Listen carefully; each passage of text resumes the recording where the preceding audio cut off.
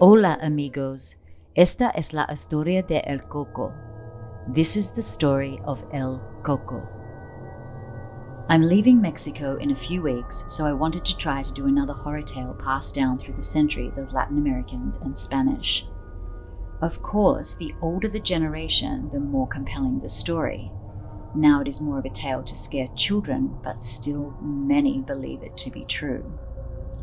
El Coco, also El Cuco or Cucy, sometimes called El Bolo, is a monster common to many Spanish-speaking countries and one who eats little kids. It also comes in many forms. According to ancient origins, the El Coco originally was thought to be a dragon or a turtle-like creature with a dragon's head.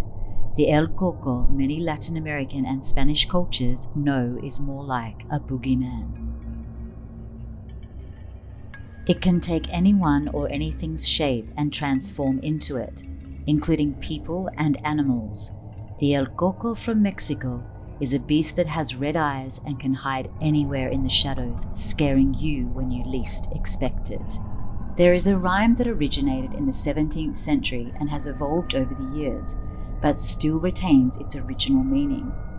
Both Spanish and Portuguese tell of the terror El Coco is meant to bring. Due to the disturbing nature of this content, viewer discretion is advised.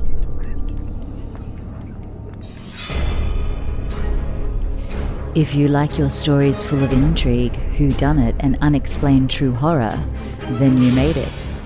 True Horror Podcast is all that. Pull up your bed covers, turn off the light, and get ready to hear the bizarre, the mortifying, and supernatural tales where you decide if there's truth in what you hear.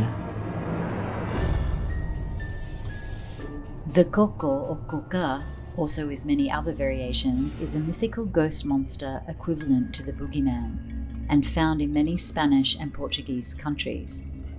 It is a commonly used figure of speech representing an irrational or exaggerated fear. The monster will come to the house of disobedient children and make them disappear. Before we go any further, I do apologize for my bad pronunciation. In Portuguese-speaking countries, it is also known as the Cocoí, a male being, while Cuca is a female version. The myth of the Coco or Cocoí originated in northern Portugal and Galicia. The word coco derives from the Galician and Portuguese coco, which means coconut. The word coco is used by the Spanish and translates to human head or skull. The word in Portuguese means the crown of the head or the highest place, and within Galicia it also translates to head. The myths and legends surrounding El Coco started in Spain, where parents would sing lullabies or tell rhymes to children, warning them that if they did not sleep, El Coco would come to get them. Latin America also has El Coco, although its folklore is usually quite different, commonly mixed with native beliefs, and because of cultural contacts, sometimes more related to the boogeyman of the United States. In northern New Mexico and southern Colorado, where there is a large Hispanic population, it is referred to by its anglicized name, the Coco Man. Among Mexican Americans, El Coco is portrayed as an evil monster that hides under children's beds at night and kidnaps or eats the child that does not go to sleep when it is time to do so, or disobeys his or her parents. However, the Spanish-American boogeyman does not resemble the shapeless or hairy monster of Spain. Popular legend also describes El Coco as a small humanoid with glowing red eyes that hides in closets or under the bed. In Brazilian folklore, it is known as a cuca. There is also a famous lullaby sung by most parents to their children that says the cuca will come to get them and make a soup or soap made of them if they do not sleep. In Spain, Portugal, and Latin America, parents sometimes invoke the Coco or Cuca as a way of discouraging their children from misbehaving. They sing the lullabies or tell rhymes with the same warning to their children, saying that if they don't obey their parents, El Coco, will come and get them and then eat them. It is not the way the Coco looks, but what it does that scares most. It is a child eater and a kidnapper. It may immediately devour the child, leaving no trace, or it may spirit the child away to a place of no return. But it only does this to disobedient children. It is on the lookout for children's misbehavior from the rooftops. It takes the shape of any dark shadow and stays watching. It represents the opposite of the guardian angel and is frequently compared to the devil. The oldest known rhyme about the Coco, which originated in the 17th century, the rhyme has evolved over the years but still retains its original meaning. Sleep, child, sleep or else. Coco will come and eat you. Duérmete, niño, duérmete ya, que viene el coco y te comerá.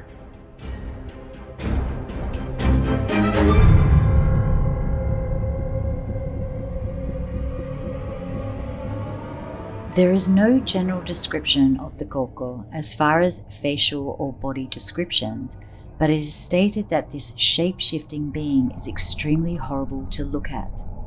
The Coco is variously described as a shapeless figure, sometimes a hairy monster that hides in closets or under beds and eats children that misbehave when they are told to go to bed.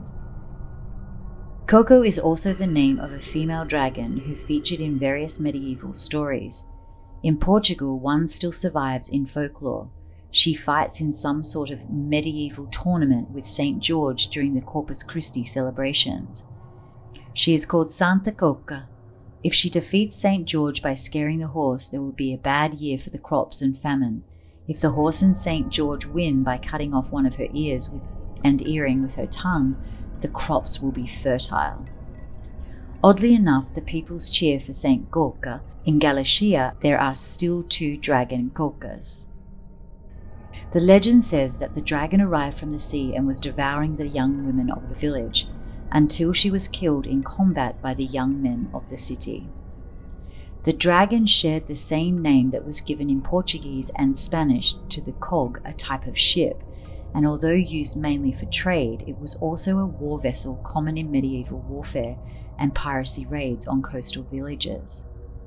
The oldest reference to coca is in a book from the year 1274, where it is referred to as a big fish that appears on the shore. In Catalonia, the Cuca di Tortoso was first documented in 1457. It is a zoomorphic figure that looks like a tortoise with a horned spine, dragon claws, and a dragon head. The legend says she had to dine every night on 3 cats and 3 children. In Brazil, the Coco appears as a humanoid female alligator called Cuca. She is dressed like a woman with ugly hair and a sack on her back. Cuca appears as one of the main villains in children's books, but in the book she appears like a powerful witch that attacks innocent children. Artists illustrating these books depicted the Cuca as an alligator. She is similar to Coca, the dragon from the folklore of Portugal and Galicia. Some say that the Coco or coca is used because the inner shell of the Coco has on its outside surface 3 holes, giving it the appearance of a skull. This is what frightens children. Their heads would have protective and healing powers, protecting people and communities. They would also be cherished for their divinatory, prophetic, and healing powers. From Portugal to Galicia, the same traditions have been used since the 15th century as an integral part of festivals like All Souls' Day and the ritual begging of Beobo Dias. In some places, it is customary for groups of children to walk on the streets on the 31st of October and the 1st and 2nd of November at nightfall, with a hollow pumpkin with holes that were cut out pretending to be eyes, nose, and the mouth, as if it was a skull, and with the stump of a candle lit from within to give it a more macabre look. To ensure that the souls found their way back home, the Batedor de Almas, whose mission was to lay souls, would go every night through valleys and mountains and up on trees ringing a little bell or carrying a lantern singing a prayer to the souls. Every Portuguese village had one. Calling and singing to the souls is an ancient tradition done either by one person alone or in groups. The serenderos are disguised young men covered with a blanket, a bedsheet, or a hooded cloak. They carry a staff in one hand, and in the other they carry a small bundle of basil or apples that they make the girls take part and smell, or which they tickle with people's cheeks, sometimes to play a prank. They bring stinging nettles. When a girl recognizes the serendero, or if she recognizes her boyfriend masked as a serendero, she throws him an apple brought from home. The serenderos represent the spirits of the dead, the spirits of nature. In Portugal, coco is a name for a hooded cloak. It was also the name of the traditional hooded black wedding dress still in use at the beginning of the 20th century. During the Holy Week celebrations in both Portugal and Spain, the Procesión de los Pasos, a procession of steps organized by the Catholic Brotherhoods, the herald, a man dressed with a black hooded cloak that covered his face and had 3 holes for the eyes and mouth, led the procession and announced the death of Christ. This man was either named Coca or one of the many other forms of the name depending on the country. The name Coca was given to the cloak and to the man who wore the cloak, and it represented death. In 1498, the Portuguese King Manuel I gave permission to the Catholic Brotherhood of the Misericordia to collect the bones and remains from the gallows of those that had been condemned to death and put them in a grave every year on All Saints' Day. The land of the dead is a mythic land which appears in traditions from various cultures around the ancient world. Probably the oldest mention of a mythic land of the dead located in the Iberian Peninsula is in the Labor Gabala Eren. The legends of Portugal and Spain speak of the enchanted land, the land where an enchanted people dwell under the earth in Portugal and Galicia. The lore of Galicia says that in Galicia there are 2 overlapped people. A part lives on the surface of the land, they are the Galician people, and the other in the subsoil is the other world, the world of the dead from where everything comes back. The king who rules this enchanted world has a daughter, Princess Moira, a shapeshifter who changes herself into a snake, or she's even been seen riding a dragon. There's also a painting that depicts a cloaked, menacing figure which was painted by Goya in 1799. El Coco has over time appeared in many films and TV shows. On the television series Grimm, in the 5th episode of season 3, El Coco poses as a little old lady who answers the prayers of crime victims, changes into beast form and brutally slays criminals, thus rendering a version of a vigilante justice that is a departure from the standard El Coco legend. Stephen King's 2018 novel The Outsider also became a HBO series in 2020 and, based on King's novel, features a variation of El Cuco as its main villain. On the Netflix Brazilian series Invisible City, the Cuca is featured as a witch who uses its powers to put people asleep and enter their minds.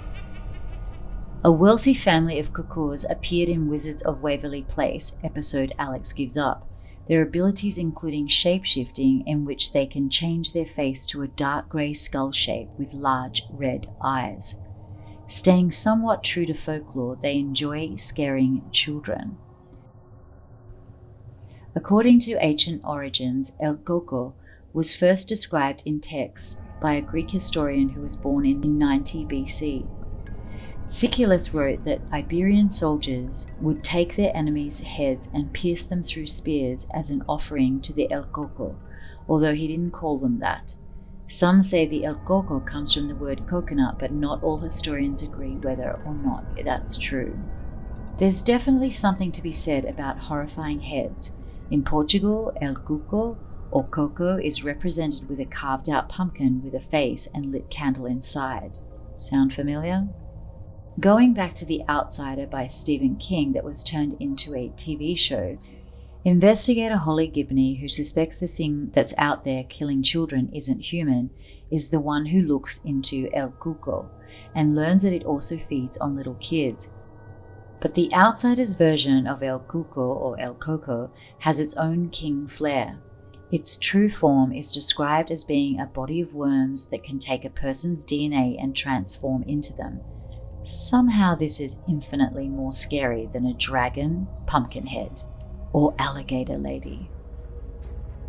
Whether you believe the story of El Coco, every legend is derived from something.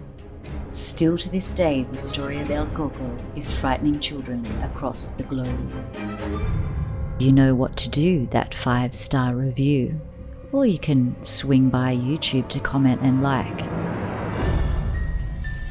Now, if you want to get more personal and scare me with your tales of horrors, take a ride on the wild side and share them on my subreddit, True Horror Podcast. Until next time, remember that sometimes things you see in the shadows are more than just shadows.